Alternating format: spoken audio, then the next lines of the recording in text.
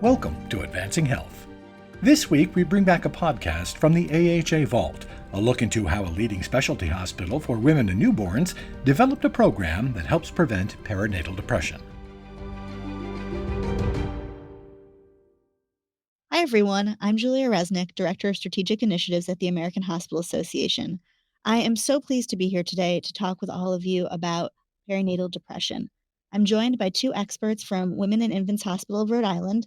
We have Shannon Sullivan, who is the President and Chief Operating Officer, joined by Dr. Caron Zlotnick, who's the Director of Behavioral Medicine Research. Shannon, Dr. Zlotnick, so happy to be here with you all today.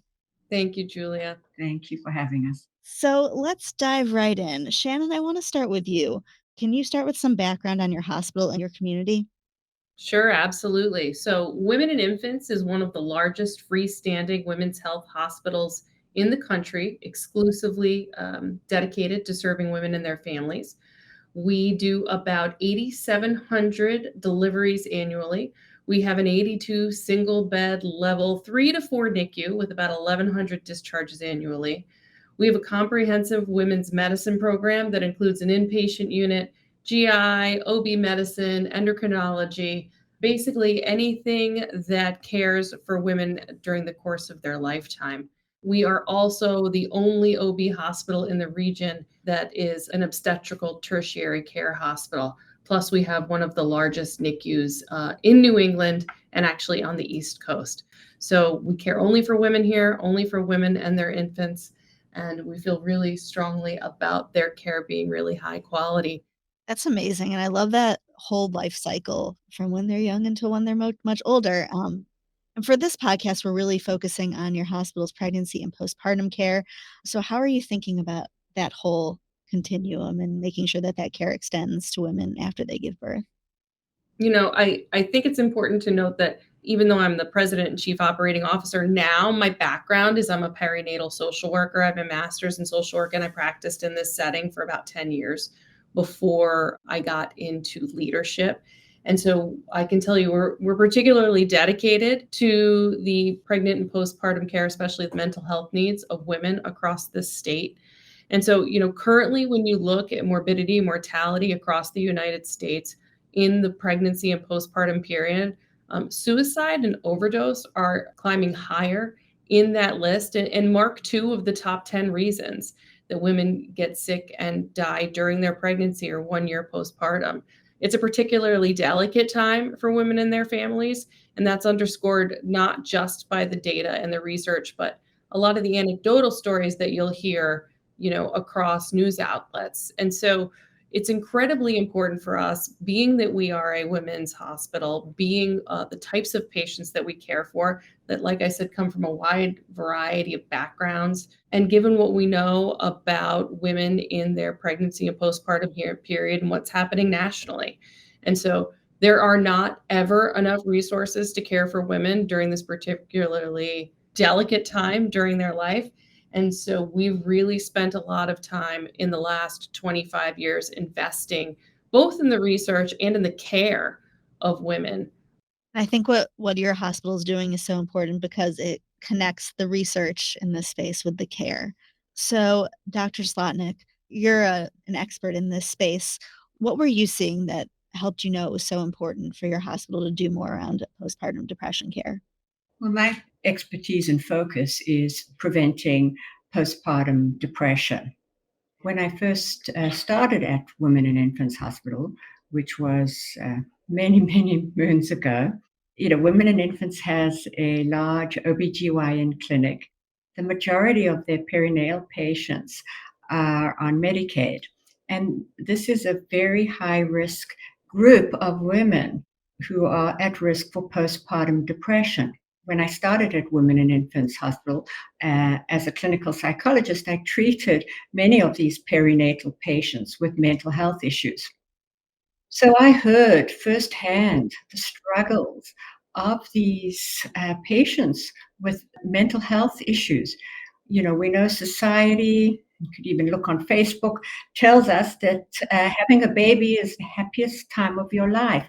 And these patients really experienced a lot of stigma and shame around their mental health issues. That got me thinking that, screening and treatment is very important, but prevention is better and more cost effective. So talk to me more about that. What does prevention look like? Well, there's no proven or consistent way to predict who might be at risk for postpartum depression. It's probably more cost effective to offer a prevention intervention like our program to prevent postpartum depression to every pregnant woman rather than guess who may benefit from the program. So, the ROSE program, reach out, stay strong, essential for mothers with infants. So, the overall aim of ROSE is to reduce suffering and increase joy for as many new mothers with an infant as possible during a time which can be very stressful and lonely. The ROSE program is administered during pregnancy, usually in small groups consisting of 4 sessions during pregnancy and a postpartum check in post delivery. The ROSE program tries to focus on those risk factors that for postpartum depression that are amenable to change. So the session topics focus on improving relationships and support system, effective strategies to communicate, like how to say no, how to ask for help, very important in the postpartum period, self-care strategies, ensuring that new moms have me time, that they don't get depleted, and goal setting. We also provide information on different types of stresses that can occur in the postpartum periods, such as baby blues and what is involved with postpartum depression and how to identify it. We try to destigmatize it. It is a common struggle for many postpartum women. 1 in 7 experience a full-blown postpartum depression. We tell them how and where to reach out for help. To accompany our sessions, we have a patient workbook, which is available in English and Spanish. We did a very large implementation study in which we had 98 sites across the country delivering ROSE. So some sites delivered ROSE virtually, others in person. Now, what is important with delivering ROSE is that you don't need mental health expertise. So we had the full spectrum of people delivering ROSE, clinic nurses, doulas, medical assistants, navigators, community health workers, and actually mental health providers. And the training for those who want to deliver ROSE is relatively an easy process. The ROSE website, which is hosted by Women and Infants, has all the training intervention materials. The training videos, as I mentioned before, the patient workbook. And ROSE itself is highly scripted. So there's a scripted manual there. We have slides for virtual delivery and all free of cost. That's amazing, and I think just having this publicly available is so hugely important, and also, there are so many communities that don't have enough mental health providers, that it's really powerful that you can be a lay provider or just a medical provider. I wanna pivot slightly. I know that your hospital is doing work in perinatal depression and supporting postpartum women and their families beyond the ROSE program. Shannon, can you talk a little bit about what else is going on?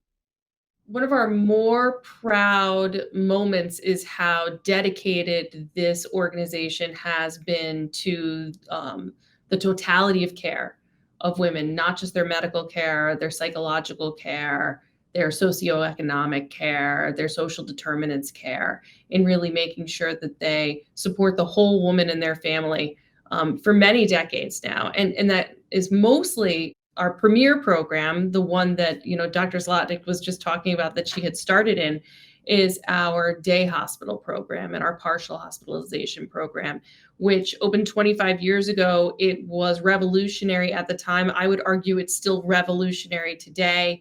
It was a program for assessment and then care of pregnant and postpartum women with perinatal and postpartum depression. And what was so revolutionary about it is it was a program that allowed women to get that intensive outpatient care, so coming every day, but with their baby. Oftentimes you would find women were separated during treatment from their children, and then psychiatrists, psychologists, social workers couldn't really assess bonding.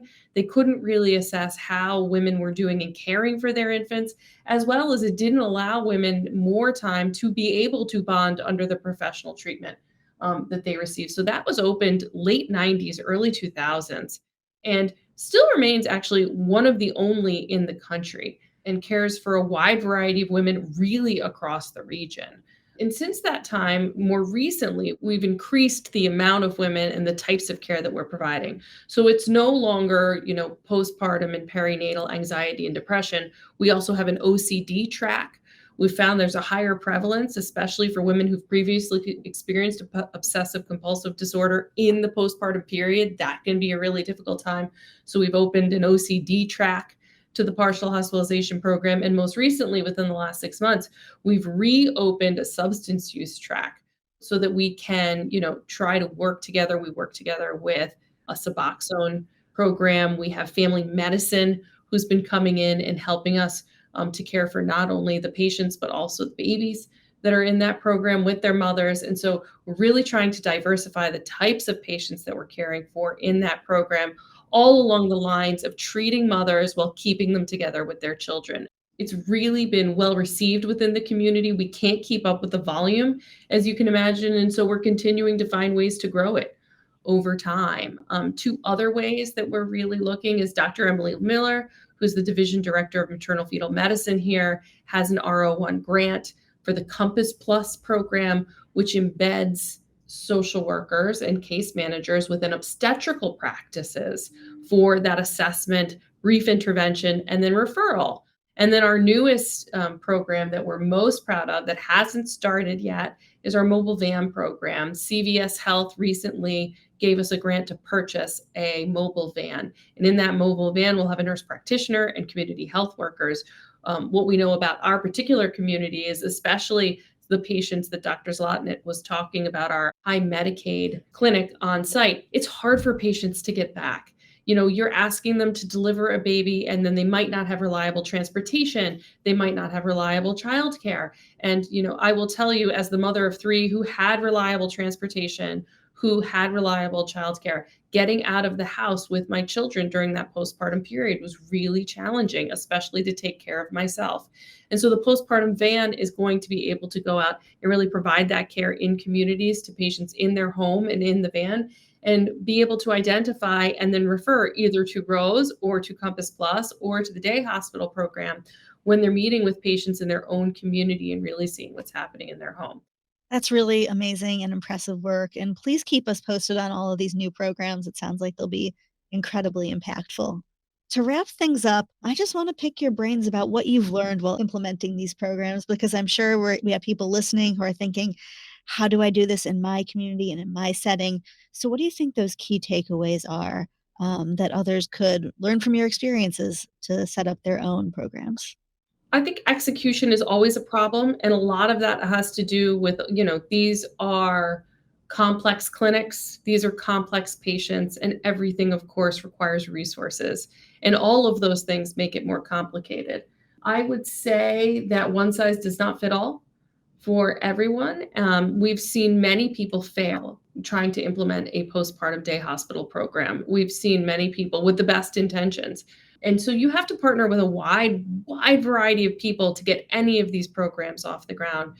Your payer contracting teams, your operational leads, your clinical leads, your patient liaisons, your community health workers. And so it really does require a multidisciplinary approach to execution, and probably much longer than any of us ever like when it comes down to that. But I would say if you get the right multidisciplinary team embedded in doing your work, you can do it, but you certainly can't do it alone.